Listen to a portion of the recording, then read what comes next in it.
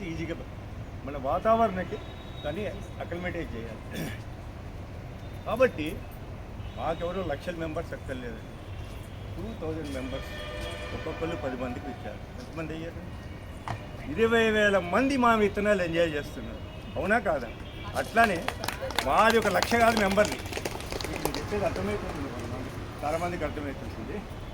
అట్లానే నేను 16,000 మందికి ఇచ్చానంటే 10 మందికి నేను 5 సంవత్సరాలు నుంచి ఇస్తున్నాను. 20 మంది అనుకోండి, 20 మంది ఒక్కొక్కరు ఆ విత్తనాలు పంచారనుకోండి, 3,20,000 మంది మా విత్తనాలు ఎంజాయ్ చేస్తున్నారు. కాబట్టి biggest group in the universe ఎవరండి అంటే మేము. సరే అండి, ఇంకా అసలు క్వశ్చన్కి వస్తాను. గార్డెన్ మీట్ అనేది ఎందుకు పెట్టుకుంటున్నాం? దీని ఇంపార్టెన్స్ ఏంటి చెప్పండి. ఏది ఊరికే ఏది విత్తనాలు పెంచుకోవటం, మొక్కలు పెంచుకోవటం అని వాళ్ళలాగా అంటే గార్డెన్ మీట్ ఎందుకు? మీ పక్కింటికి వెళ్ళాలి. చెప్పండి, ఎవరైనా గార్డెన్ మీట్ ఎందుకు పెట్టుకుంటారు? చెప్పండి చెప్పండి, గట్టిగా చెప్పండి.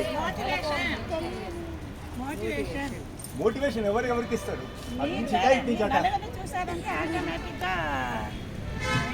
గార్డెన్ మీట్ అనేది ఎందుకంటే నేను చెప్తానండి,